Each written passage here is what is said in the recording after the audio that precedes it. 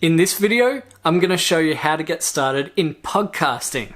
Hi, I'm Chris Asher from Oink Digital, and if you want to get more out of digital media, whether it's websites, podcasts, videos, YouTube, you name it, you've come to the right place. Hit subscribe and let's get on with the video.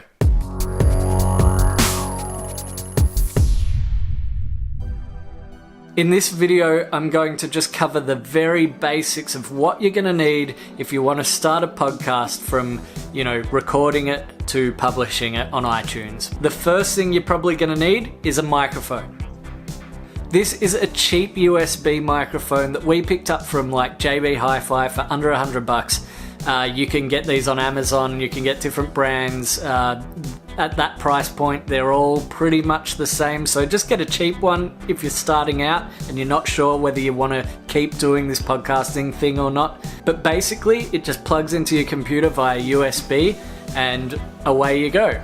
So that's a great solution if you're recording one or two people maybe, if you're both sitting close to the mic. If you don't want to cart a computer around and all of that sort of stuff, you could get a Zoom mic. You can pick those up for a couple of $100. I'd probably recommend getting a used one, especially if you're unsure and you're just starting out. It's basically a field recorder. It records onto an SD card. You sit it on the table and just away you go. It will record the podcast for you, but you might get a little bit of echo from the room if you're not sitting quite close to it. Another alternative is if you've already got some microphones handy, to get a USB interface. You can pick up one of these for probably a couple of $100, maybe less used. This has two inputs, so if you've already got a couple of microphones, you can just plug them in and record straight to your computer. Now, you're probably thinking, what software should I use to record? There's a lot.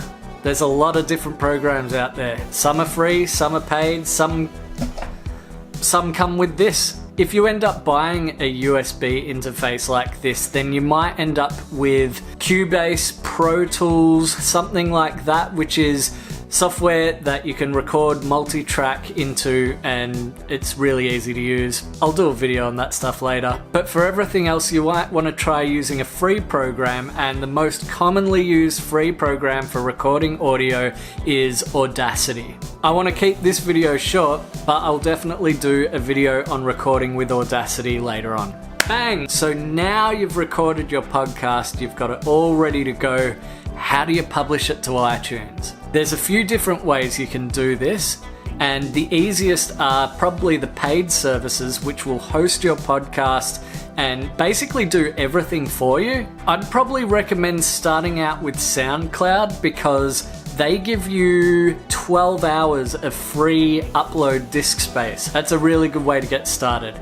After that, you're going to need to pay, I think it's about Australian $16. I don't know what it is in US dollars, but in Australian it's $16 a month and you get unlimited space. Just upload as much as you want.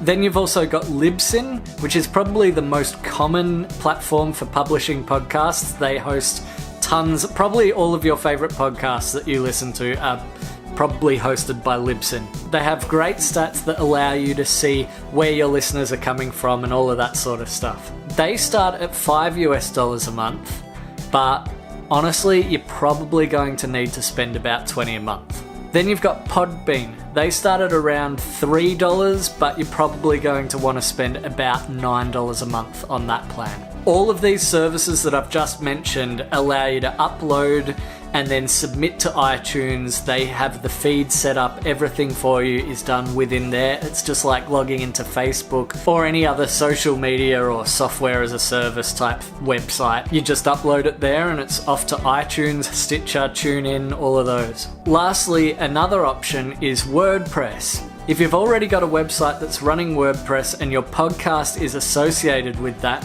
then there's a free plugin called POWERPRESS that you can use. You install that, you upload it as a post, and you host your own files, so there's no additional cost. The downside to that is you have to submit your own podcast to all of the different channels, whether it's iTunes, Stitcher. You've got to actually go over there and fill out that submission form on those services. Personally, I use WordPress and I use PowerPress. I've got it linked with a stats program called Blueberry. Blueberry are one of the industry standards for podcasting statistics. You can sign up to them and get advertising deals using their stats because they're trusted. I'm going to leave this video here because I don't want to overload you too much in one video. I hope you found this helpful. I'm going to be doing loads more videos on podcasting, video editing, website stuff, all of that stuff. So hit subscribe if you found this helpful. I'll see you guys in the next video.